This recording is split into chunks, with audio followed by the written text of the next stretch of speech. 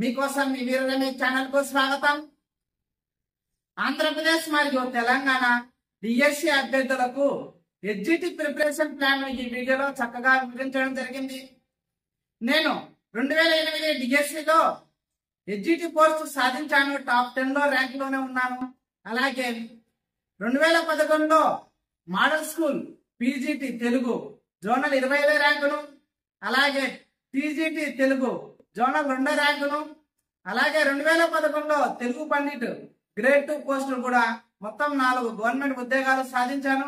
అలాగే మీరు కూడా ఈ ఉద్యోగాలు ఈ ప్రిపరేషన్ ప్లాన్ కొనసాగించి మీరు కూడా ఉద్యోగం సాధిస్తారని ఆశిస్తూ ఈ వీడియో తీస్తున్నాను. అలాగే నా ఛానల్ ని ఇంకా సబ్స్క్రైబ్ చేసుకుంటే చేసుకోండి. మొట్టమొదటిగా మనం చేయవలసిన పని సిలబస్ ను జిరాక్స్ చేసి మన దగ్గర ఉంచుకోవాలి. తర్వాత 2017 సంవత్సరం నుండి డిఎస్సి ప్రీవియస్ క్వశ్చన్ పేపర్స్ ను తీసుకొని వాటిని ఒకసారి చూడండి. అలా చేయడం వలన ఏ టాపిక్ నుండి బిట్లు వస్తున్నాయి, ఏ టాపిక్ ఇంపార్టెంట్, ఏ టాపిక్ ఇంపార్టెంట్ కాదో అనే విషయాలు పూర్తిగా అవగాహన అవుతాయి. ఆ అవగాహన అయిన తర్వాత మాత్రమే డిఎస్సి ప్రిపరేషన్ ప్లాన్ కొనసాగిస్తాం. మొట్టమొదటిగా ఎడ్యుకేషన్ అండ్ సైకాలజీ. సైకాలజీలో మొట్టమొదటిగా డిఈటి వారి సైకాలజీ బుక్కును, తెలుగు అకాడమిక్ బుక్కును మాత్రమే చదవండి. ఎటువంటి ఆదర్శ బుక్కును చదవకండి. ఈ సైకాలజీ బుక్ లో మొత్తం 4 టాపిక్స్ ఉండడం జరిగింది. ఆ 4 టాపిక్స్లలో అభ్యసనం అనేది చాలా ఇంపార్టెంట్ టాపిక్. తర్వాత పర్సనాలిటీ, తర్వాత డెవలప్మెంట్ ఆఫ్ చైల్డ్, ఇంకా లాస్ట్ లో ఇండివిజువల్ డిఫరెన్స్ టాపిక్ ను వరుసగా చదవండి. సైకాలజీ అయిన తర్వాత నెక్స్ట్ కంటెంట్. కంటెంట్ అనేది ఖచ్చితంగా తెలుగు అకాడమిక్ బుక్స్ మాత్రమే చదవండి. ఈ తెలుగు అకాడమిక్ బుక్స్ 3వ తరగతి నుండి 8వ తరగతి వరకు మాత్రమే చదవండి. 98% ఆర్ 99% 3వ తరగతి నుండి 8వ తరగతి పుస్తకాల నుండే వస్తున్నాయి.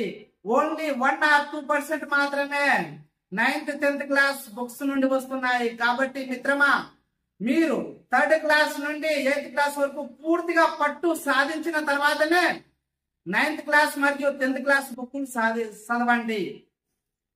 ఇంకా నెక్స్ట్ కంటెంట్ విషయాలలో ఏది ముందు చదవాలి, ఏది తర్వాత చదవాలి అనే ఒక డౌట్ కూడా రావచ్చు. మీరు ఫర్ ఎగ్జాంపుల్ మీరు ఇంటర్మీడియట్ లో మ్యాథ్స్ స్టూడెంట్ అయితే మ్యాథ్స్ కు సంబంధించిన సబ్జెక్ట్ చదవండి. మీరు సైన్స్ స్టూడెంట్ అయితే సైన్స్ కు సంబంధించిన సబ్జెక్ట్ చూడండి. అలాగే సోషల్ స్టూడెంట్ అయితే సోషల్ కు సంబంధించిన సబ్జెక్ట్ చదవండి. ఈ విధంగా మీకు ఏదైతే బాగా వస్తుందో ఆ టాపిక్ నుండి లైన్ గా సీక్వెన్స్ గా చదువుకుంటా కంటెంట్ ను పూర్తి చేయండి. ఎప్పుడైతే కంటెంట్ పూర్తి చేసిన తర్వాత నెక్స్ట్ మెథడాలజీస్ చదవండి. మెథడాలజీస్లలో సిలబస్ లో ఉన్న టాపిక్స్ మాత్రమే చదవండి. ముఖ్యంగా సిలబస్ లో ఉన్న టాపిక్స్ మాత్రమే చదవండి.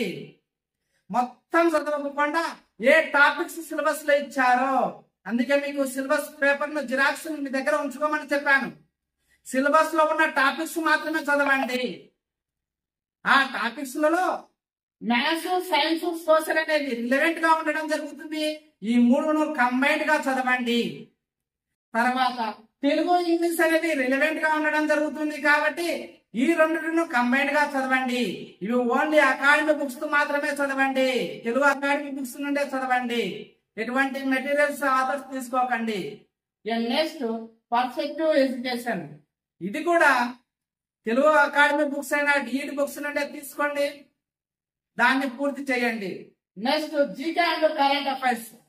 జీకే కోసం ఒక స్టాండర్డ్ బుక్ అయినా హైటెక్ విజయరసం కానీ లేకుంటే విజేత కాంపిటీషన్ కానీ ఒక బుక్, ఏదో ఒక బుక్ తీసుకొని జీకే బుక్స్ కోసం చదవండి. అలాగే కరెంట్ అఫైర్స్ కు స్టాండర్డ్ బుక్ అయినా సేన్ ఇండియా బుక్ తీసుకోండి. లాస్ట్ 6 months నుండి ఉండే విషయాలు కూడా పూర్తి అవగాహన కలిగిందండి. మరియు ఇంకా లాస్ట్ 1 year లాస్ట్ 6 months కి కొద్దిగా అవగాహన కలిగి ఉండండి.